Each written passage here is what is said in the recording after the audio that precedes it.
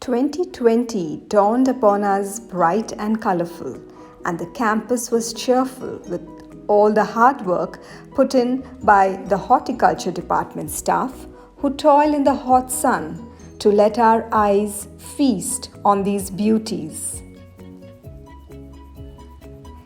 The flowers gently nodded their heads in the nippy January air, waiting to welcome a new batch of youngsters. The PGP batch of 2020-2022 would be treading in these corridors, blissfully unaware that they were in the garden city of India, surrounded by so much of lush greenery.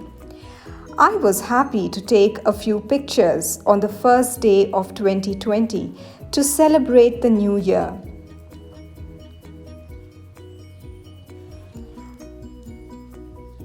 As I sat there sipping my favorite smoothie, thinking about the new batch and thinking about how to bring a dash of fresh air into my course, that's when COVID-19 struck and my classroom became a computer screen.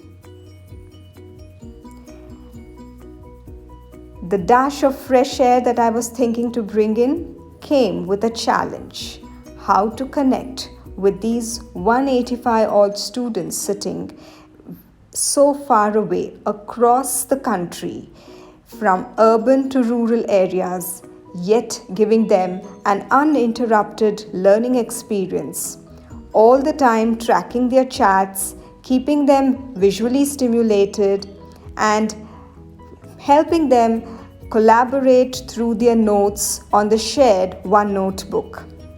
Look at these comments on the first day of the session. It's hard to imagine that these are cheering their classmates and encouraging them, and they haven't even really met them, seen them, or spoken to them.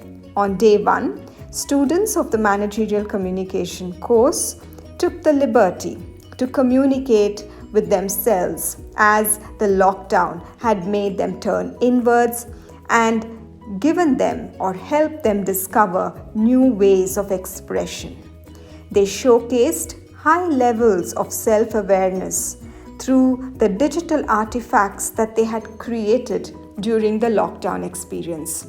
So when I posed them a question and said, how would you like generations ahead to think about the COVID-19 pandemic, and if we were to have a digitally curated museum of what we learned during the lockdown, what would you like to showcase? And students came up with wonderful artifacts to showcase their lockdown experiences.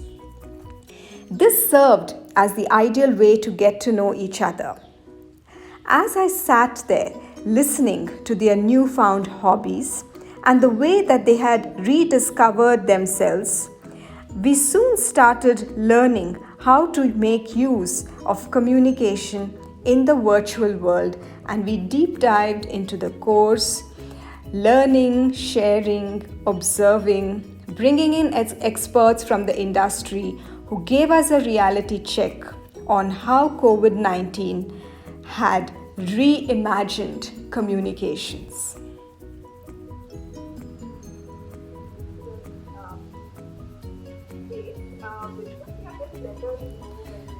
The state-of-the-art infrastructure set up at the classroom on campus was ably facilitated by the online learning facilitators, OLFs.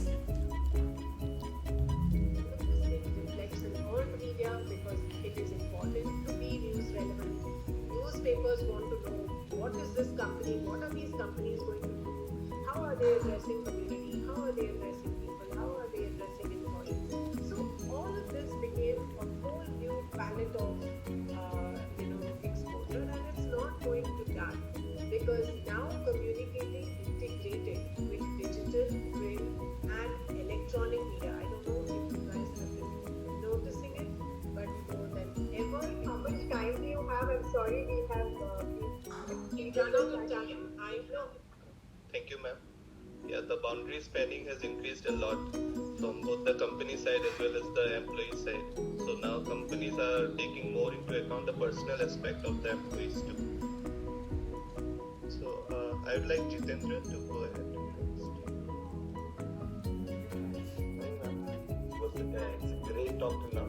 I just have a small doubt. You speak great about the communication with the employee and all the aspects, but during this period, there is a... We took to social media to show our heartfelt gratitude to all these industry experts who had joined us, and it was so convenient for them to log in and join the sessions virtually, and that was one of the biggest opportunities that the online mode of learning gave all of us.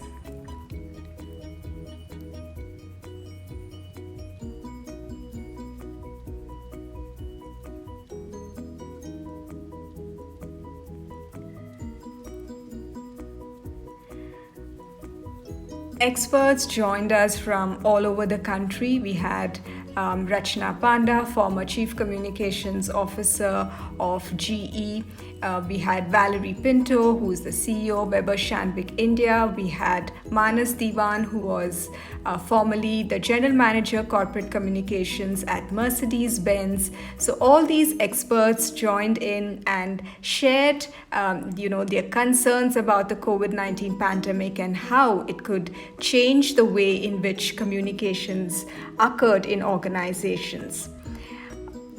To help elicit feedback from the students, we set up a feedback mechanism on Moodle, the LMS, and it was very heartening to know that students were able to connect with the industry speakers, with the guest lectures that was organized throughout the MC1 course, and that gave me the enthusiasm and the motivation to continue thinking about new ways to enhance the learning experience for them.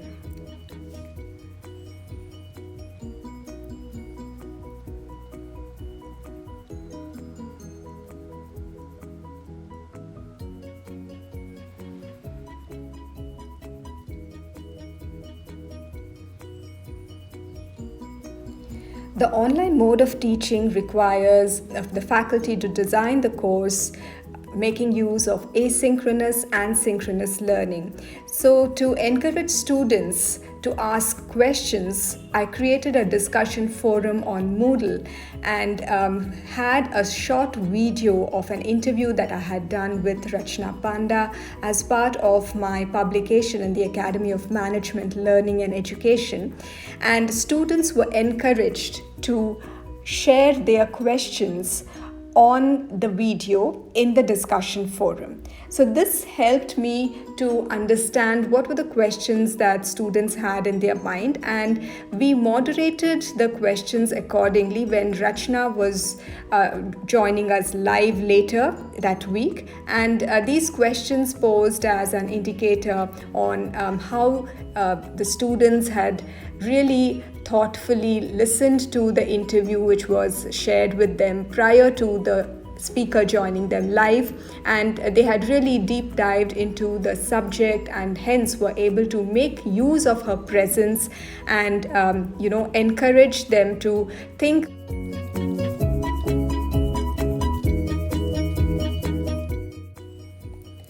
If I have to talk about what I learned from this entire experience, it was that I had to think about my course and the way in which I taught it, and so I had to make it very visually attractive for the students. I had to record myself and make all my presentations available for them to watch. I had to really keep myself up to date with all the technological advances in the education sector, and this helped me to look from the perspective of students, especially since they are young and that they have already experienced things such as gamification and visual stimulation, and so they expect that from a course like communication. So my previous appointment as a visiting scholar at the Department of Communication, University of California, San Diego, helped me to equip myself much in advance and create these videos while I was there. So that really helped me to position my courses and position my lectures to fit into the new form of teaching that we were doing through the online mode.